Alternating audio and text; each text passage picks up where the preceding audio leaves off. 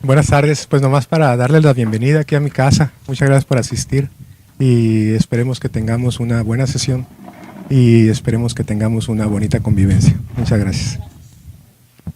Pues iniciamos con las preguntas.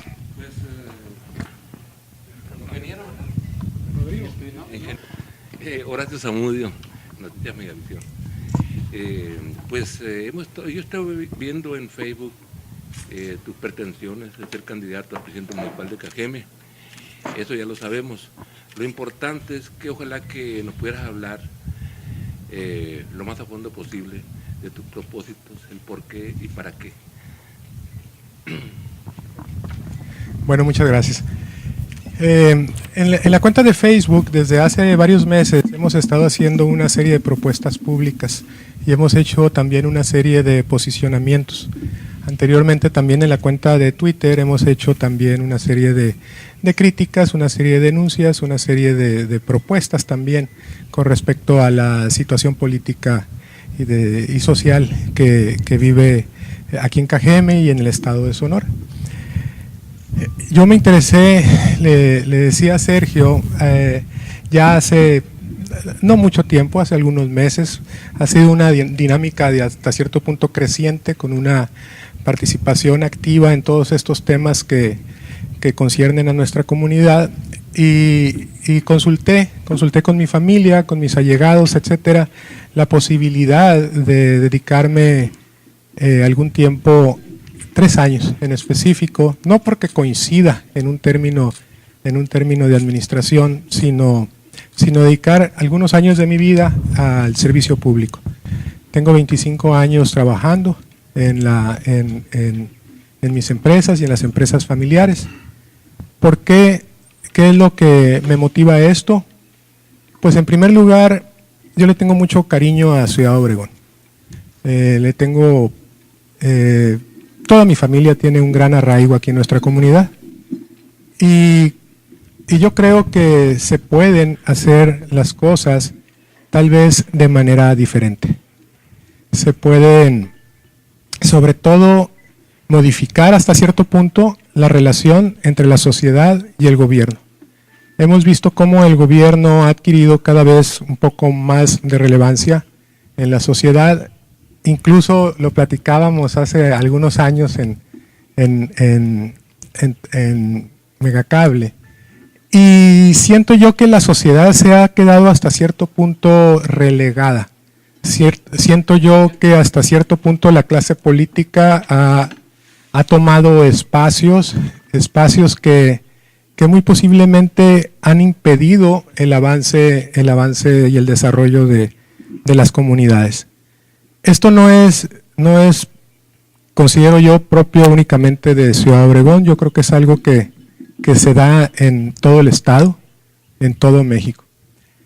Con la llegada de la democracia, la supuesta llegada de la democracia, ya llegó, hemos visto crecer exponencialmente a la clase política.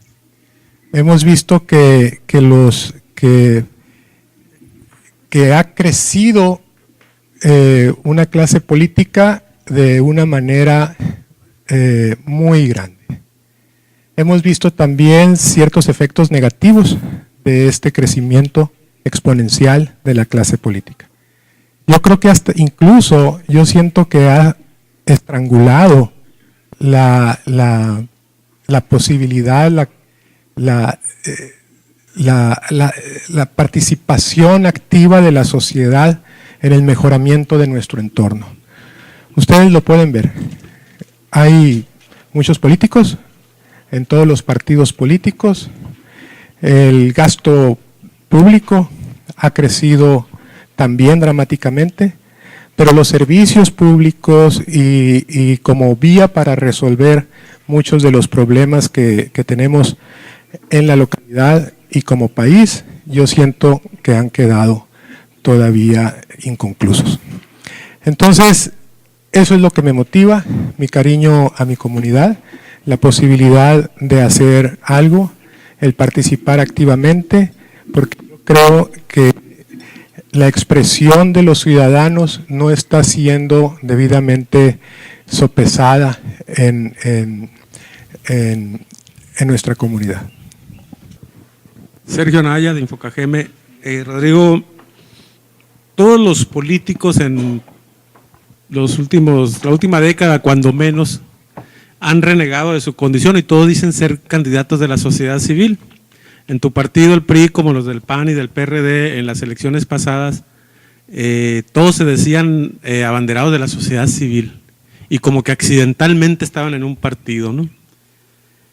Sin embargo, a la vuelta de apenas asumieron el poder, los hemos visto como lo que son, una clase política que, como decías tú, se apropia de todo, se queda con muchos recursos y tiene a la sociedad de rehén. O sea, te gestiono recursos y a cambio de que me des esto, y en fin, ¿no? O sea, una clase política, como dices, ha crecido exponencialmente y es muy onerosa para la sociedad civil. La sociedad civil no ha aparecido, seguimos al margen. Tú vas a intentar, sabemos, vas a intentar una experiencia nueva, pero lo vas a hacer dentro de un partido, porque no hay de otra. Pero ¿cómo podemos creer? Y no lo digo porque sea el PRI nada más, porque es lo mismo para cualquier otro partido, al que le pongas PAN o PRD. ¿Cómo podemos creer que van a cambiar? Que de repente los compañeros priistas con los que podrías ir en un momento dado, van a cambiar y se van a volver sociedad civil. Va a seguir siendo partido y van a seguir manejando sus intereses políticos muy concretos y amarrados a un sistema político federal, estatal, etcétera. ¿Cómo creer en eso realmente?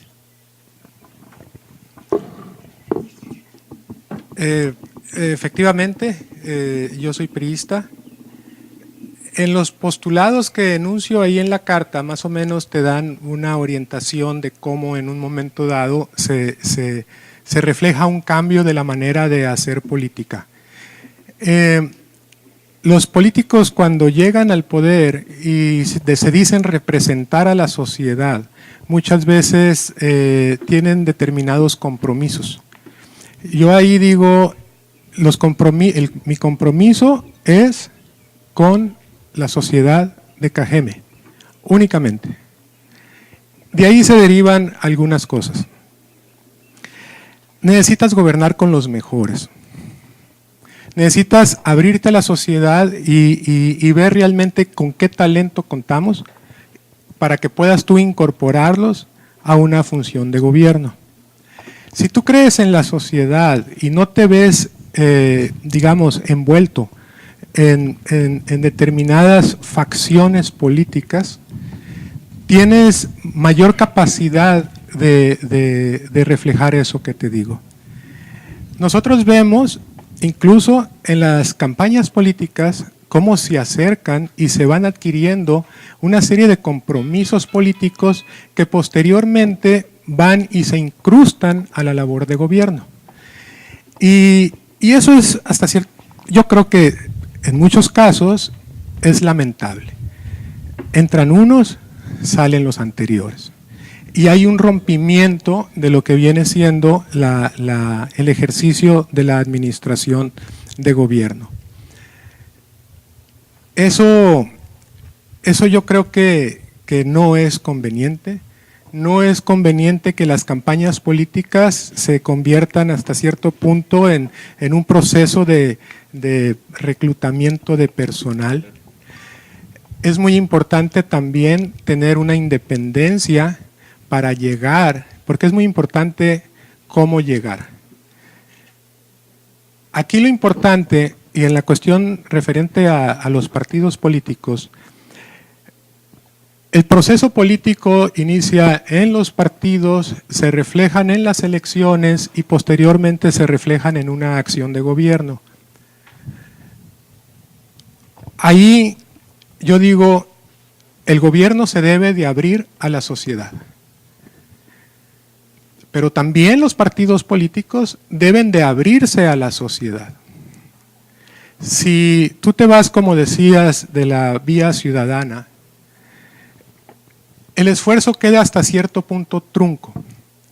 Yo siento que lo que debemos de hacer es rescatar los partidos políticos y que sean esos partidos políticos un fiel reflejo de tu comunidad. y que en un momento dado no obedezcan a estructuras jerárquicas. Y lo vemos reflejado en todos los partidos. El funcionario estatal o el dirigente estatal o el gobernador del estado, etcétera, tiene injerencia en los partidos locales. Y así ha sido siempre, no estamos diciendo que es algo nuevo. Sin embargo, ya hay una dinámica en proceso. Vemos el caso del PAN local. Hay una disidencia. Hay un grupo de gente que dice, nosotros no estamos de acuerdo con esto. E incluso les dice, vean hasta dónde hemos llegado. El PAN tradicionalmente en Cajeme fue muy fuerte. Y veamos el estado actual de las cosas del panismo en Cajeme. Yo siento que los partidos políticos tienen que ser fiel reflejo de la sociedad.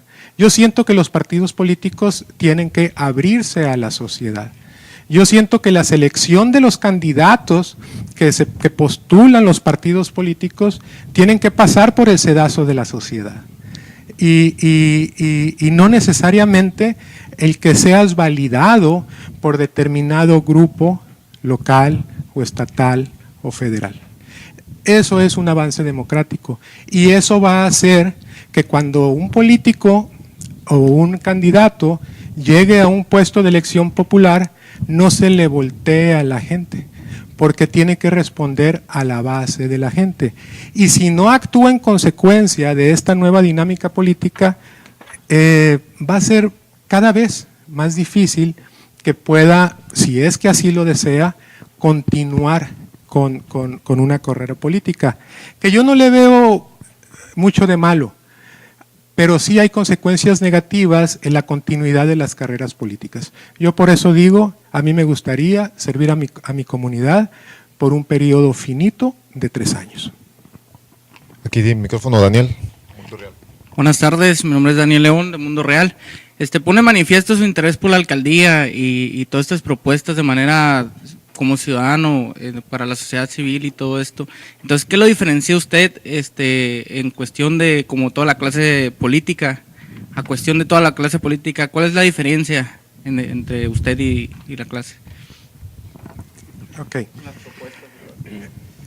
No soy tan específico en la carta, ni he sido tan específico, así como tú lo mencionas, con respecto a una aspiración a la alcaldía de Cajeme.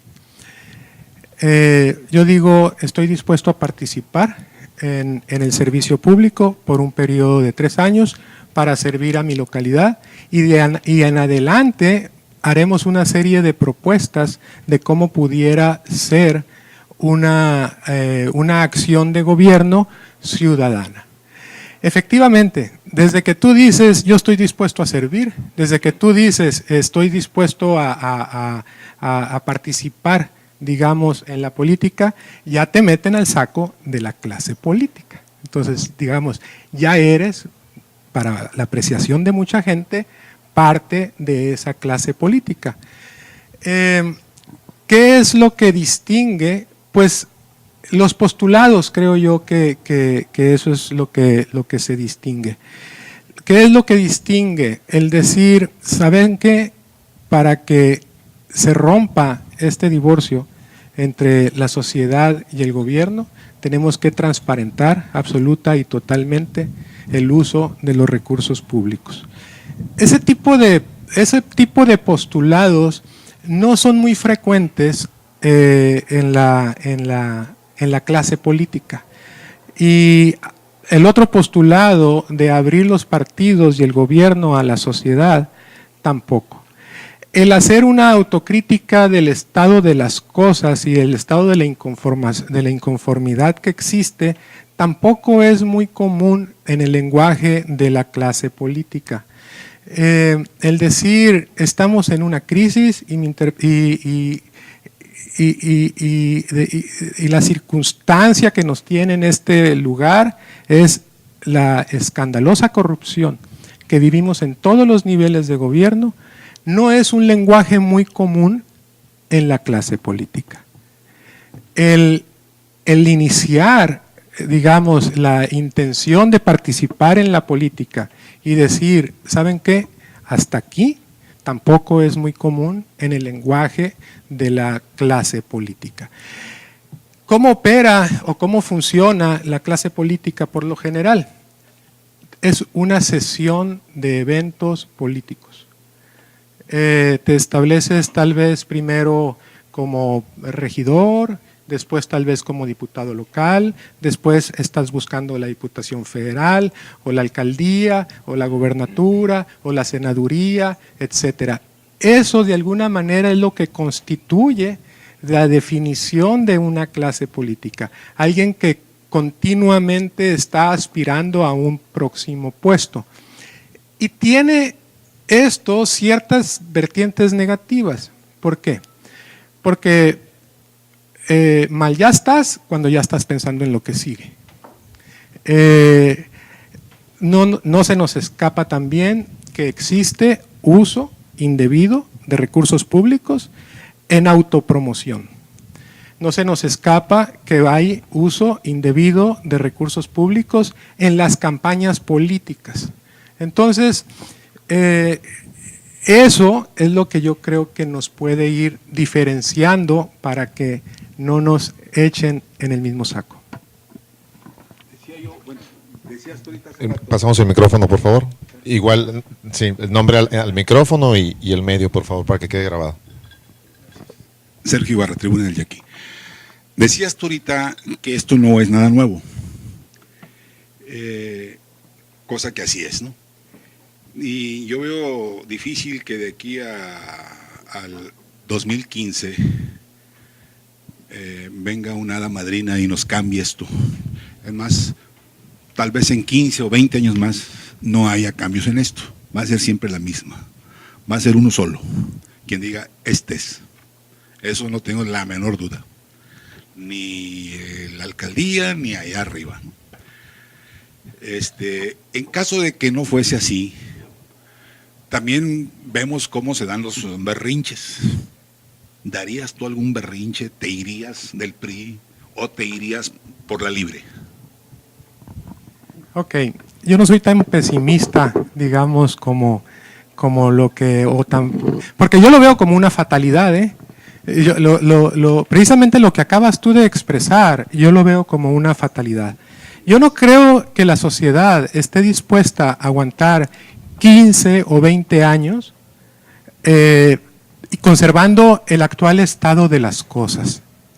Yo creo que hay un cambio significativo en la manera de hacer política.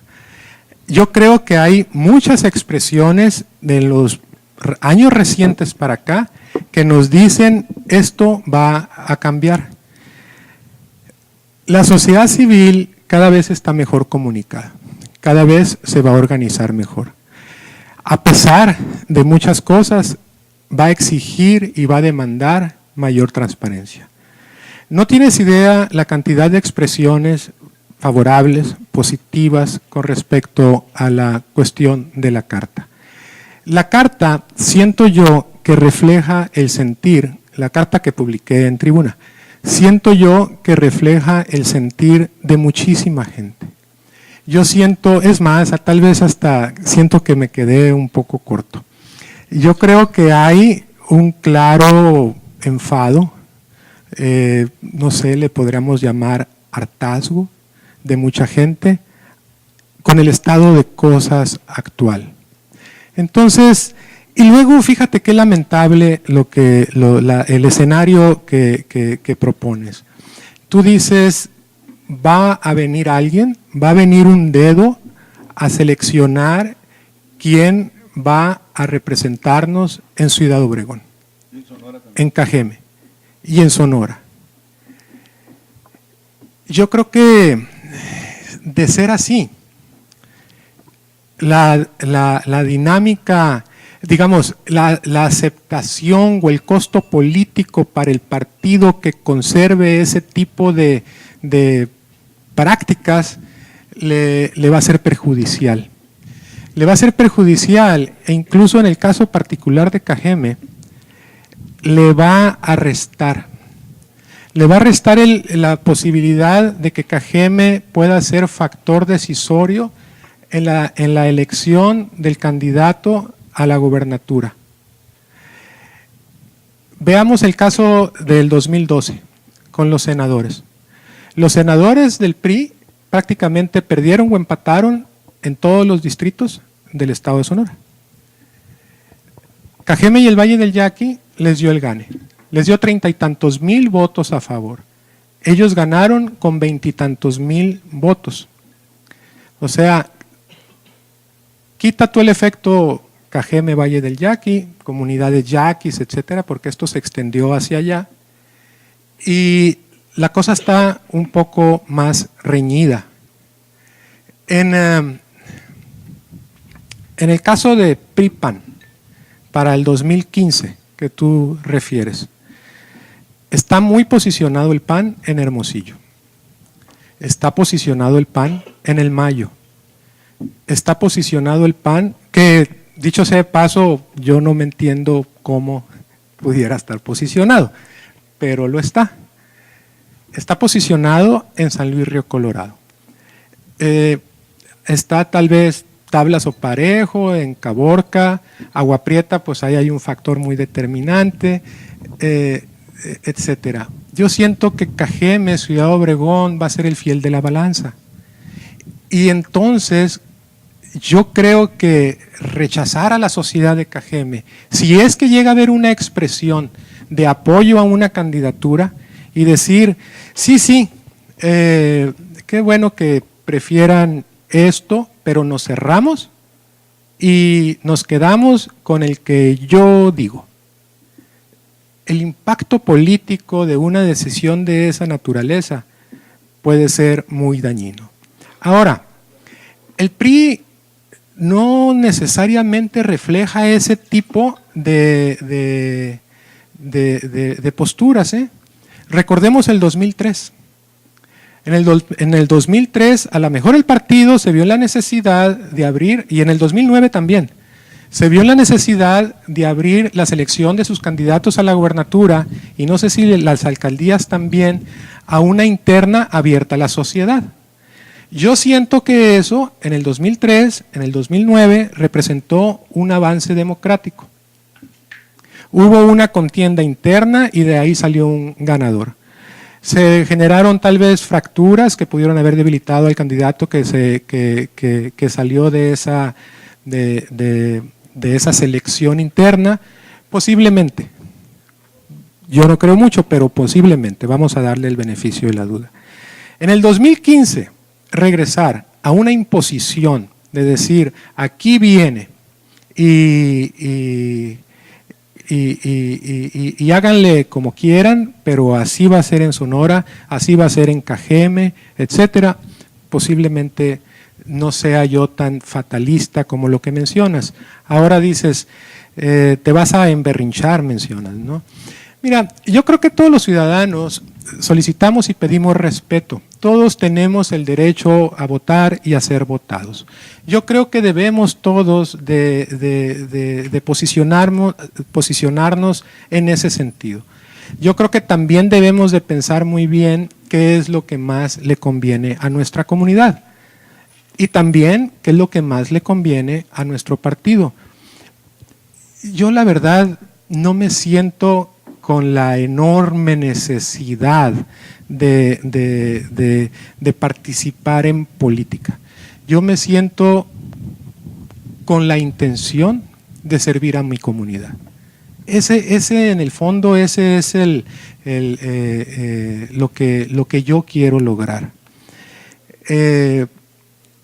Depende de mi futuro, de un puesto político, estoy dispuesto yo a, digamos, a perder figura como mencionas, un berrinche, y yo no, yo la verdad no. O sea, si en caso de no, entonces no te vas a ir por la libre, tampoco, sino por el PRI. Yo creo que mi partido va a vencer muchas de las inercias que tú mencionas.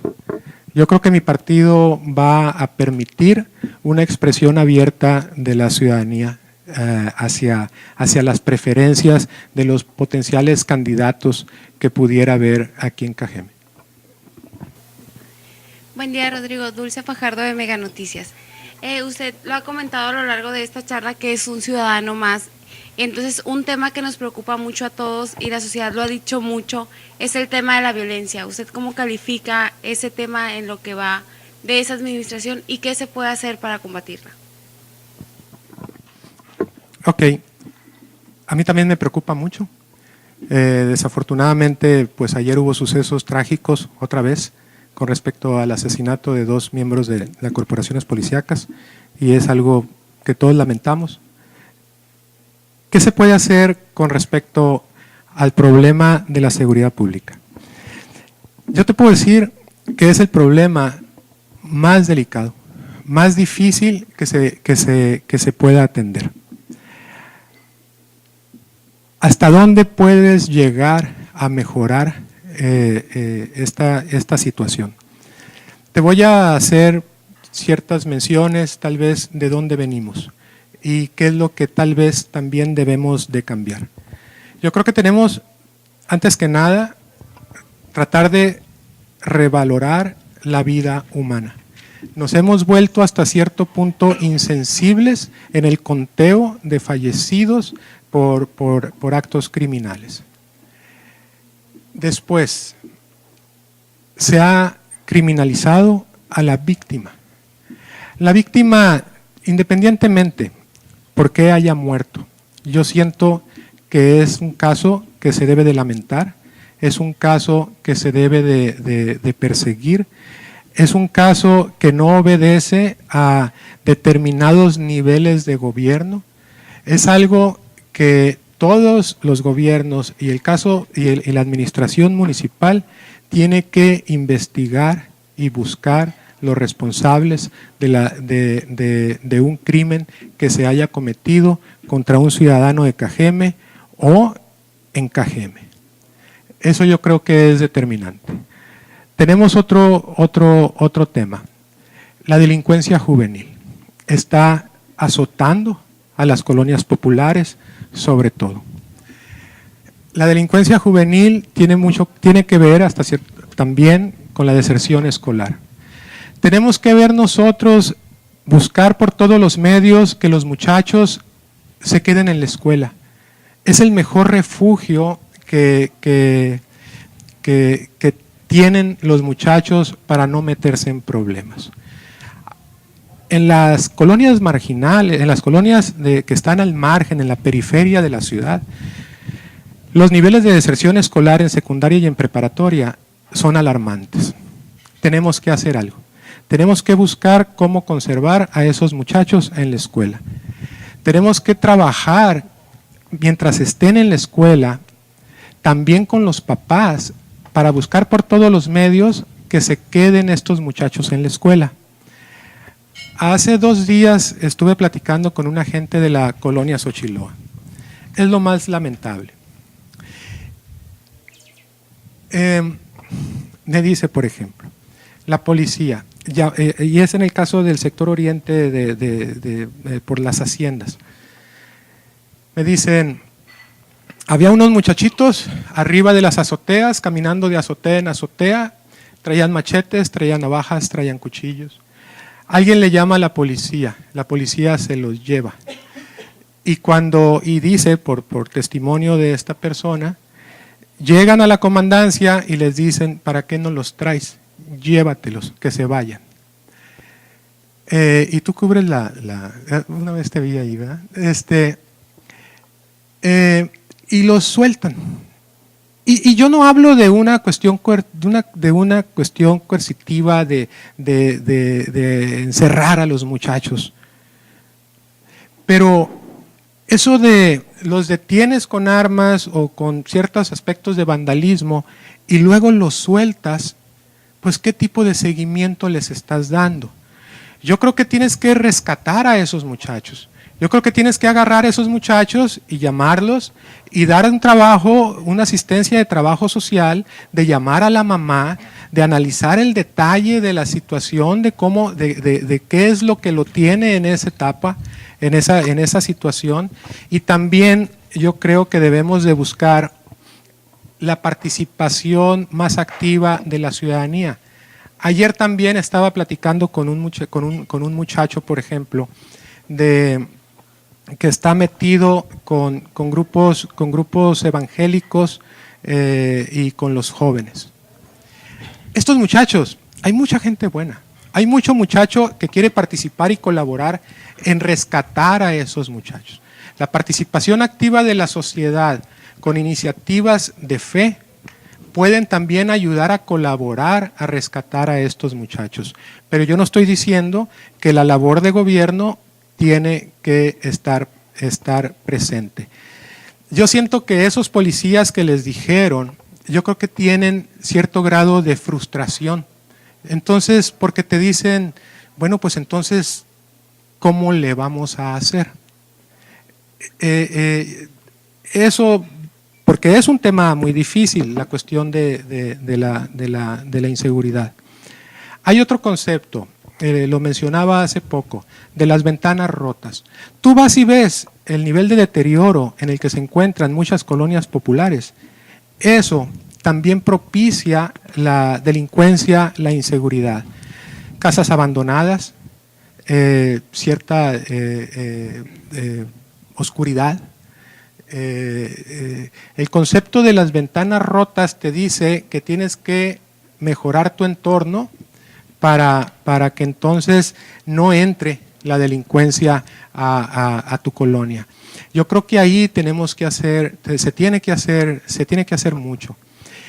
Otra cosa que se debe de hacer también es un nivel de medición de los índices delictivos por colonia. Tienes que medir claramente qué tipo de delitos se está llevando a cabo y cómo. Hay casos de denuncia bien interesantes.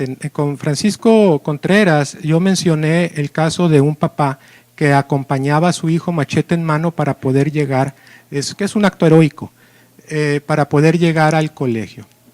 Se manifestó ahí en el noticiero y hubo una reacción de la policía. La policía fue, habló con los padres de familia, eso es lo que me reportan. Habló con los padres de familia, habló con los directivos.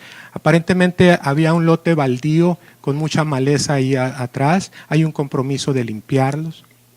Hay otro aspecto interesante que se puede manejar, el posicionar físicamente a los policías en las zonas de mayor conflicto. ¿Con qué? Pues a lo mejor con alguna unidad de tipo motorhome que me mencionaba, digo, a lo mejor estoy dando ahí la primicia, pero me mencionaba ahí un jefe de policía. Sí hay ganas de mejorar este tipo de esta situación, pero es un tema delicado, Tienes que ir rescatando colonia por colonia y medir los niveles de incidencia delictiva. Y hay otros, creo yo, que se deben de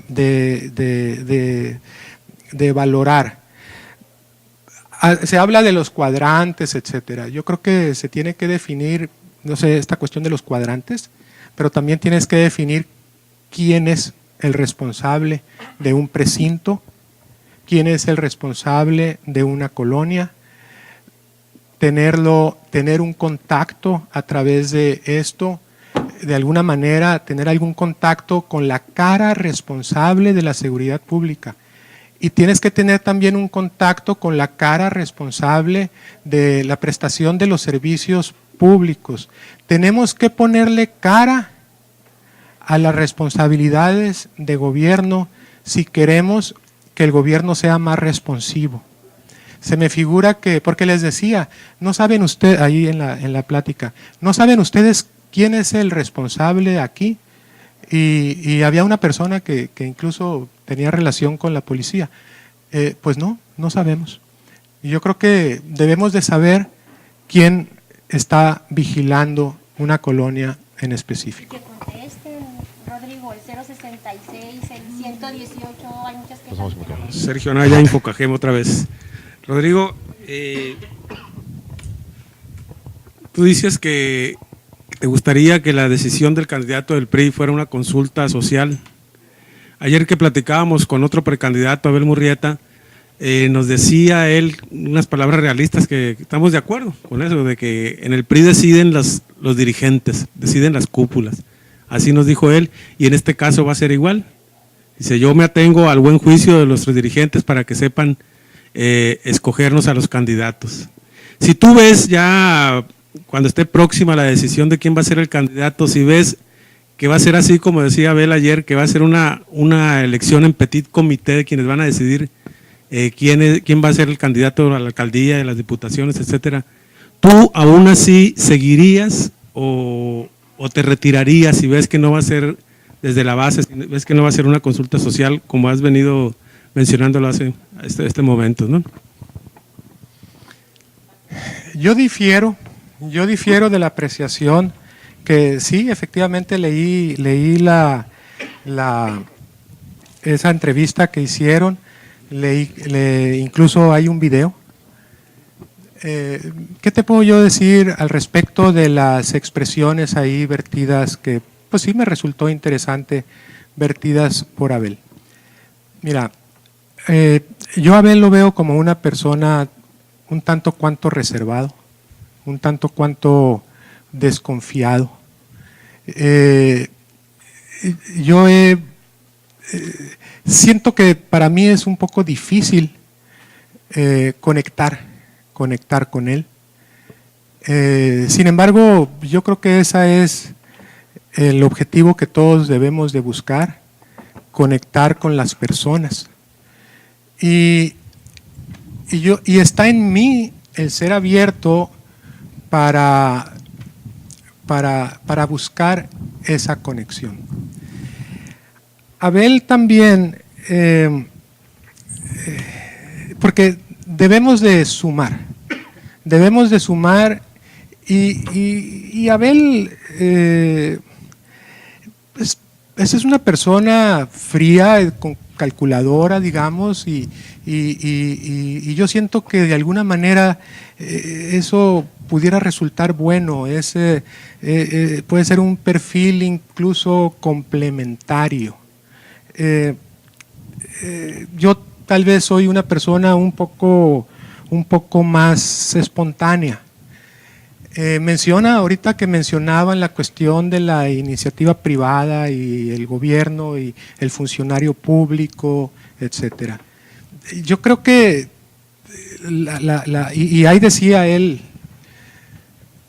yo creo que lo importante es la sensibilidad social que pueda tener un funcionario público en específico o la sensibilidad social que pueda tener un empresario en específico.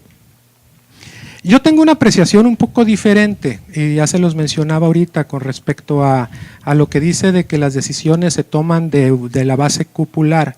Yo creo que ahí sí difiero un poco porque como les comentaba ahorita, siento que Abel tiene una memoria un poquito selectiva.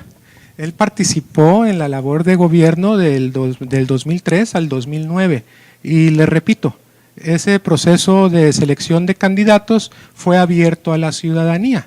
Entonces, pues ahí Abel está haciendo, tal vez no le ayuda un poco en la memoria. Ahora, también él habla cuestiones de que las cuestiones vienen desde arriba y que tiene un cierto tipo de apoyo arriba para entonces él llegar. Si tú ves los comentarios de tu página misma, ahí se menciona un poquito, se interpreta un poquito como despreciativa a la sociedad. Dices, no, va a venir una imposición. La sociedad de Cajeme, la comunidad cajemense, nada tiene que decir en los procesos de selección de candidatos del partido. Pues no me ayudes, compadre. O sea, la gente va a decir, oye, pues pues cómo está aquí la cosa.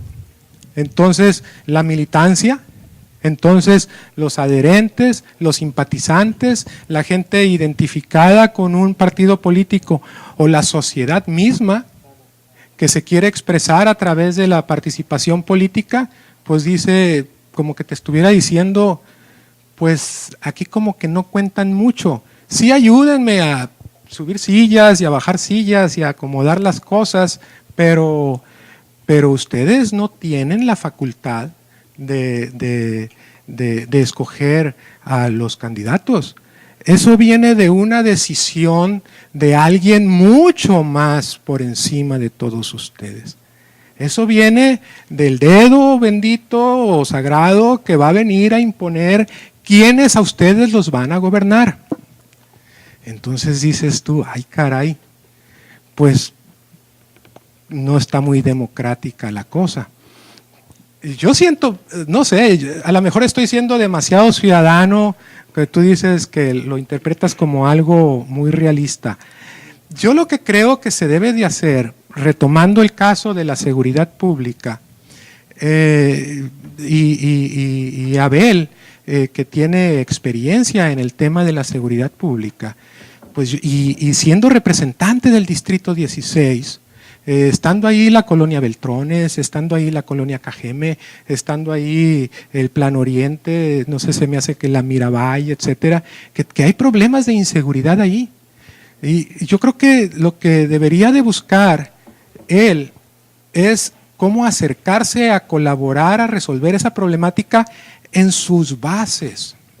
Porque eso de atenerse a alguien allá arriba, pues no se me hace de lo más, digamos, a todos nos gusta, no se me hace lo más, lo menos riesgoso.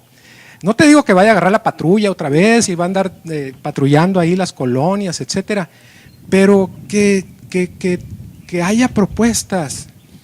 Ahorita me mencionabas tú, ¿qué propones tú en el asunto de seguridad pública? Yo te puedo decir que yo no soy ningún profesional en el tema de seguridad pública. Es algo que a mí me preocupa. Y cuando algo me preocupa, yo me ocupo. Y trato de por lo menos de perfilar ciertas opciones para resolver una problemática.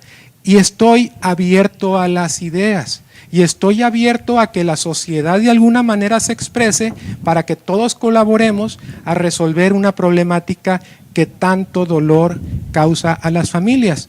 Entonces, pues que no se lleve en un momento dado a Abel, su experiencia, su trayectoria a la tumba, que las comparta con la sociedad, que las comparta con el Distrito 16.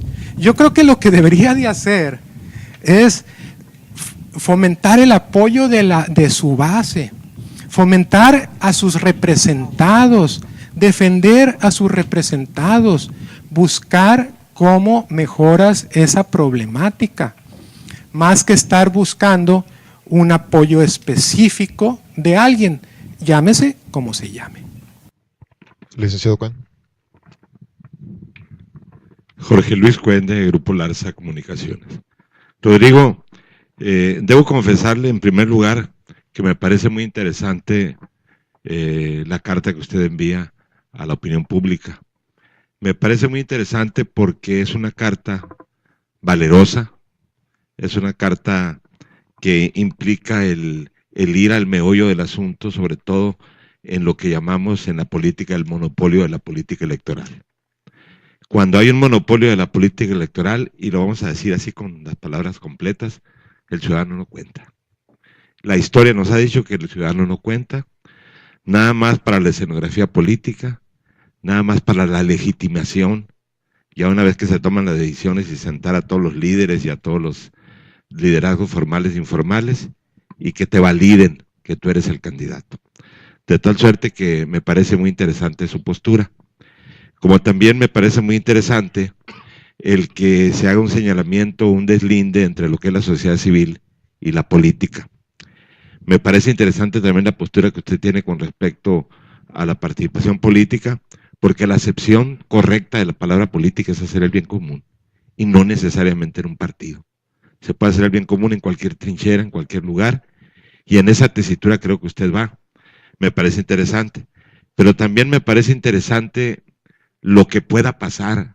Usted se confiesa militante del Partido Revolucionario Institucional, un partido muy respetable como el PAN, como el PRD, como el PT y como todos los demás partidos, ¿no? Pero que se manejan por el monopolio de la participación política. Es decir, en Sonora va a haber tantos presidentes municipales, obedecen a tal figura y van a ser por lo tanto fulano, mangano y perengano, o hay que esperarnos a que venga el gran dedo y diga quién va a ser. Si usted continúa por ese camino dentro del PRI, evidentemente que no crea que es muy placentero para algunos priistas el escuchar su planteamiento. Y usted lo sabe que no es muy placentero. Usted sabe que es como una piedrita en el zapato. Y esa piedrita en el zapato no es en el zapato de los priistas genéricos, sino de los priistas específicos. Aquellos que se creen omnipresentes, aquellos que se creen el fiel de la balanza, aquellos que con una expresión puedan determinar quién va a ser candidato o quién no va a ser candidato o candidata, ¿no? ¿No le preocupa a usted, Rodrigo, ese monopolio entrecomillado del poder que en un momento dado pudiera atravesársele a sus muy legítimas aspiraciones? Personajes que no viene al caso mencionarlos, pero hay muchos, hay muchísimos, y no crea que nada más en el PRI, en el PAN y en el PRD inclusive. ¿No le teme usted a ese enfrentamiento con figuras omnipresentes que quieren no hacer una carrera como la que usted dice de regidor y de diputado y presidente? No. Personas que ya tienen seguro todo tienen seguro, y por lo tanto no les interesa muy bien quedar ni con algún factor político, ni económico, ni nada. ¿No le teme usted a esa fractura en el PRI? Y si existiera esa fractura de frente, ¿usted cómo la tomaría? ¿La tomaría deportivamente o asumiría esa virilidad que lo ha distinguido hasta este momento en esta mesa, de decirles la claridad de sus expresiones a ellos mismos? Sí, gracias. Mira, ¿qué te puedo decir? Que si me preocupa la cuestión del monopolio de la clase política, de los partidos y de la política misma, me ocupa. Cuando yo veo una problemática, otra vez repito, y si tú quieres cambiar y tú quieres participar, etcétera, porque de lo que se trata aquí es de lograr un cambio y que más o menos existe un consenso general de que debe haber un cambio. Me ocupo. ¿Cómo me ocupo? No debatiendo, no luchando, no confrontando, digamos, a estos grupos o seres omnipresentes que ostentan el monopolio de la política. Aquí la apuesta es otra vez con la sociedad. Yo les anticipo a estas personas que se están ateniendo a ese monopolio de la política, de las figuras políticas, que en caso de llegar, deben ellos de encontrar, muy posiblemente, una sociedad en Cajeme más abierta. Y van a encontrar una sociedad cajemense más demandante. Y yo esperaría que pudieran ellos en un momento dado tener ese proceso de adaptabilidad para poder tener una buena función de gobierno.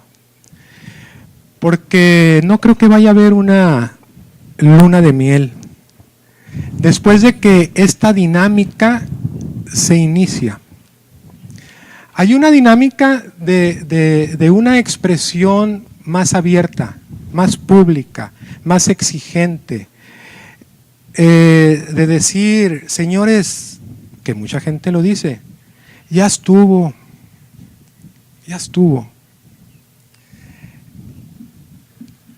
Si llegan ellos, bajo esas condiciones, a las cuales tú haces mención, veo difícil que logren convocar a la sociedad para realmente lograr servir a la sociedad. Porque yo digo, ningún problema lo vas a resolver con ese monopolio de la política. El problema lo vas a resolver cuando el divorcio entre la política y la sociedad se acabe. Si vas a venir de tapadera, si vas a venir ostentando el sello, la marca, terrar, el fierro de alguien y no de la sociedad, ¿cómo la vas a convocar? O sea, ¿cómo vas tú a convocar a la misma gente que le estás diciendo tú que hasta cierto punto que yo esté o no esté no vale? No sé si me explico. Entonces, por eso yo hago ahí yo marco hasta cierto punto un parteaguas. Porque aquí es algo también que debería de haber un compromiso muy real. Porque digo yo, y no lo había pensado, fíjate, antes de escribir la carta. Yo digo, para que se acabe ese divorcio entre la sociedad y el gobierno tiene que poner el ejemplo.